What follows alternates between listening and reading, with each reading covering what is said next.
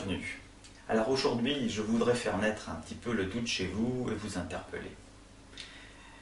Les régimes existent depuis l'Antiquité et leur intérêt pour la minceur va croissant depuis à peu près un demi-siècle, mais c'est la première fois dans l'histoire de notre humanité que nous avons à notre disposition une telle opulence de nourriture et aussi peu d'efforts à fournir pour se la procurer.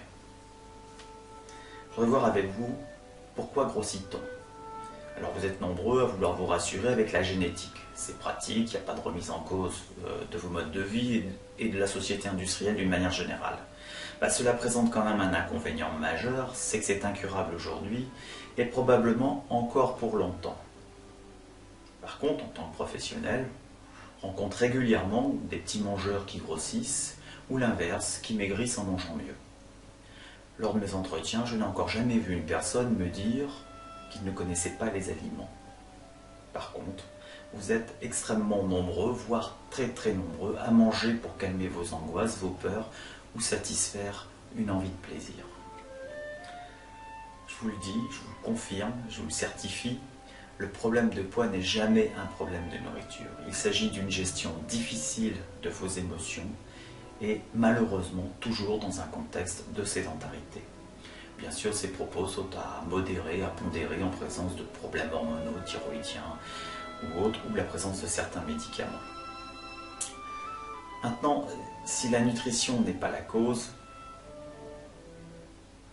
et malgré autant d'échecs, pourquoi faites-vous encore tant de régimes?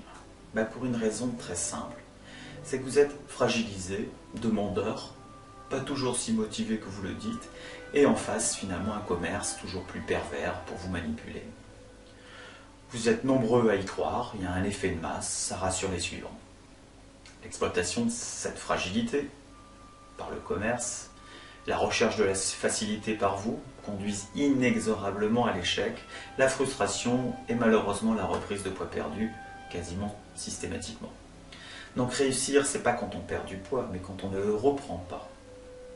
Vous l'avez compris, la prise de poids est toujours associée à des événements douloureux comme la maladie, le décès, les conflits, ou au contraire des moments de bonheur comme un mariage, un changement de job, l'arrivée d'un enfant, ou encore des sentiments persistants d'ennui, de solitude, de déprime, d'incapacité. En tout cas, durant cette période de votre vie, vous perdez le contrôle sur votre alimentation. Besoin irrésistible d'avoir du plaisir, pas envie de se surveiller, et encore moins de bouger, de montrer ce corps qui ne vous valorise pas.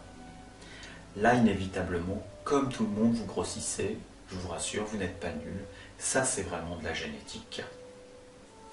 Alors, pour maîtriser votre poids, il faudra quand même apprendre à vous connaître, prendre le temps, à trouver le mode de vie compatible avec votre alimentation et la plus saine possible. Le plus difficile dans tout ça, c'est de lâcher votre balance, de balayer vos croyances et d'accepter, en fin de compte, un regard différent sur votre situation. Voilà, je vous dis à bientôt, bonne lecture, bonne continuation, au revoir.